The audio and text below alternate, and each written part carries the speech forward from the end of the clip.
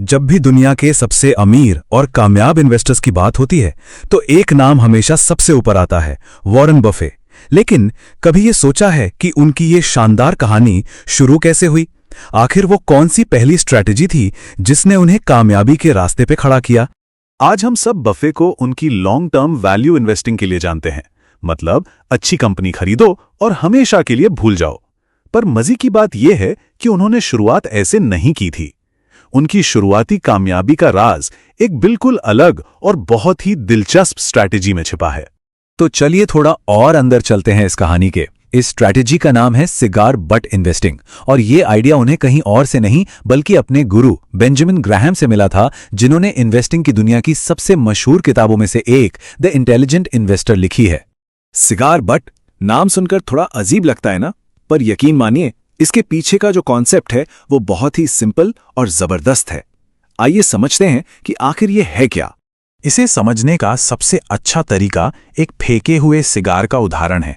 सोचकर देखिए, आप सड़क पर चल रहे हैं और आपको एक सिगार का टुकड़ा मिलता है जिसे किसी ने फेंक तो दिया है, लेकिन उसमें अभी भी एक आखिरी कश, एक आखिरी पफ बचा हुआ है। वो एक पफ आपको बिल्कुल मुफ्त में मिल गया। बस यही है इस स्ट्रैटेजी का पूरा सार। अब अगर हम इसे फाइनेंस की भाषा में समझें तो इसका मतलब है एक ऐसी कंपनी का स्टॉक खरीदना जिसकी कीमत उसकी लिक्विडेशन वैल्यू से भी कम हो। मतलब अगर आज वो कंपनी बंद हो जाए और अपना सारा सामान, अपनी सारी एसेट्स बेच दे, तो भी हर शेयर पर जो पैसा मिलेगा वो शेयर के मार्केट प्राइस से ज्यादा होगा। यही है वो फ्री का पफ। अभी सब सुनने में तो अच्छा लगता है, पर क्या ये सच में काम करता है? बिल्कुल। बफे ने खुद इस स्ट्रैटेजी का इस्तेमाल करके कमाल का पैसा बनाया। चलिए एक असली किस्सा देखते हैं। बात है 1950 की। एक कंपनी थी सैनबॉर्न मैप कंपनी।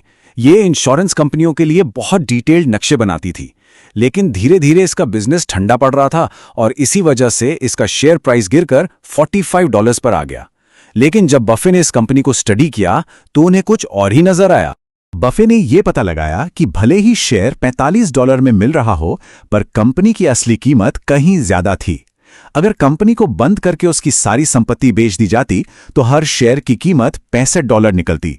ये तो सीधे सीधे एक ऐसा सौदा था जहां आपको कम पैसे देकर ज्यादा की चीज मिल रही थी। और नतीजा जबरदस्त। बफे ने लगभग 50% का रिटर्न कमाया। जरा सोचिए, उस जमाने में जब लोग बैंक एफडी में मुश्किल से 6% सालाना रिटर्न की उम्मीद करते थे, तब यह कितना बड़ा प्रॉफिट था। ये थी वैल्यू इन्वेस्टिंग की असली ताकत।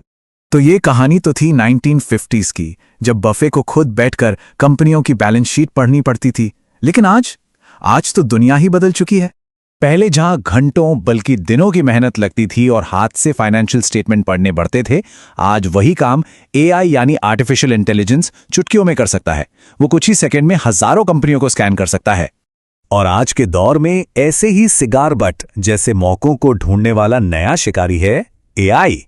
ये टेक्नोलॉजी उन अंडरवैल्यूड स्टॉक्स को खोज निकालती है जिनमें जबरदस्त प्रॉफिट की संभावना छिपी हो सकती है। देखिए, सोर्स के मुताबिक दिए गए एक उदाहरण के तौर पर इस चार्ट को देखें।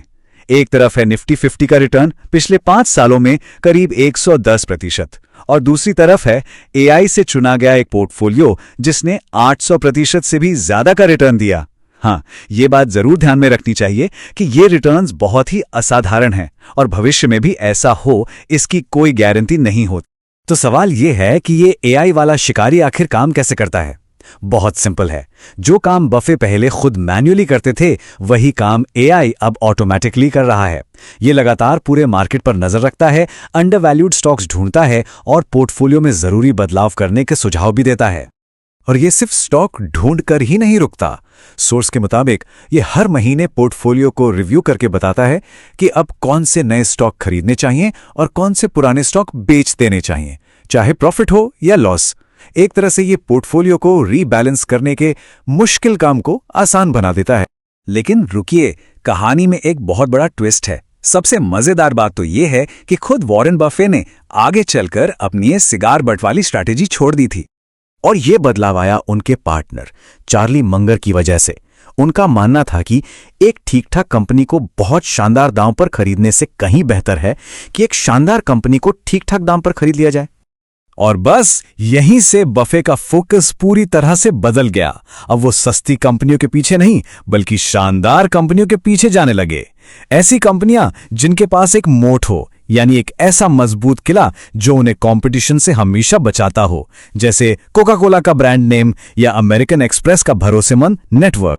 तो अब सवाल ये उठता है कि कौन सा रास्ता बेहतर है, सिगार के उस आखिरी मुफ्त कश का मजा लेना या फिर एक ऐसी कंपनी में निवेश करना जो सालों साल चले और लगातार ग्रो करे। इस पर सोचना तो बनता है।